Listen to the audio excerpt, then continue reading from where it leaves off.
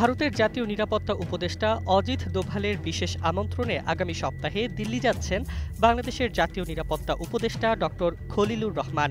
Colombo security কনক্লেভের সপ্তম সম্মেলনে যোগ দেওয়ার পাশাপাশি দুই দেশের নিরাপত্তা উপদেষ্টার মধ্যে সাইডলাইন বৈঠককে ঘিরে কূটনৈতিক অঙ্গনে নতুন আগ্রহ তৈরি হয়েছে। অন্তর্বর্তী সরকারের দায়িত্ব পাওয়ার পর আঞ্চলিক কূটনীতি ও নিরাপত্তা সহযোগিতার ভবিষ্যৎ দিক নির্দেশনা নির্ধারণে গুরুত্বপূর্ণ হয়ে উঠতে পারে।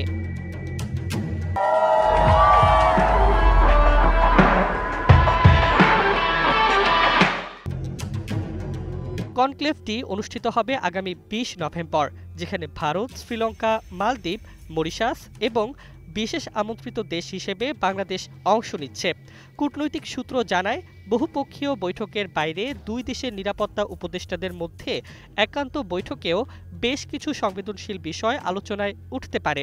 এর মধ্যে রয়েছে উপ আঞ্চলিক নিরাপত্তা সহযোগিতা, সমুদ্র সীমায় কৌশলগত সমন্বয়, সন্ত্রাস বিরোধী তৎপরতা এবং সীমান্তে উত্তেজনা কমানোর উদ্যোগ।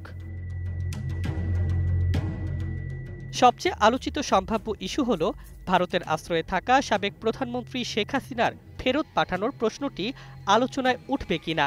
যদিও এখনও এ বিষয়ে নিশ্চিত কোনো তথ্য মেলেনি, তবে পূর্ববর্তী যোগাযোগে এই ইস্যু উল্লেখযোগ্য অগ্রগতি পায়নি বলেই জানা যায়। বাংলাদেশ সরকারের পাঠানো চিঠির জবাব না দেওয়া ও এ বিষয়ে উভয় পক্ষের নীরবতা ইস্যুটিকে আরও সংবেদনশীল করে তুলেছে।